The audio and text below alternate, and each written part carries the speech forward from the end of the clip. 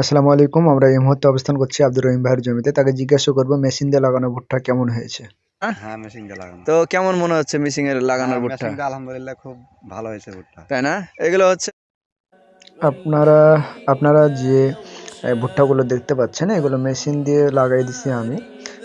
আলহামদুলিল্লাহ অনেক সুন্দর হয়েছে এবং তার মাপটাও ঠিক আছে।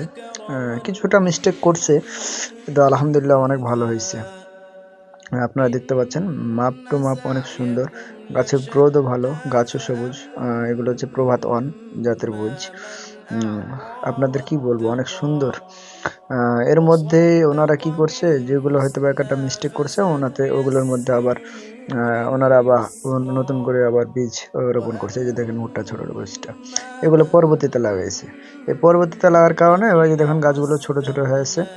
এই ছোটোর কারণে সাইডে যে ভুট্টাগুলো রয়েছে এই ভুট্টাগুলো মনে করেন যে গ্রোথটা অনেক চিকন। এই যে দেখেন, এই যদি এগুলো না লাগাতো তাহলে এই সারটুকু যতটুকু এই গাছটাতে খেয়েছে এই গাছগুলো খেলে আরও মোটা হতো। হ্যাঁ, গাছের গ্রোথগুলো আরও ভালো হতো। সুতরাং এগুলো কিন্তু হবে না। হ্যাঁ, এগুলো আর হবে না। সুতরাং আমি অনুরোধ করব যাদেরকে, যে ভুট্টা যেভাবে হয়ে লাগাইছে যদি কেউ একটা মিস্টেক করে আপনারা আর পরবর্তীতে লাগাতে যাবেন না। আপনারা দেখতে পাচ্ছেন অনেক সুন্দর ভুট্টা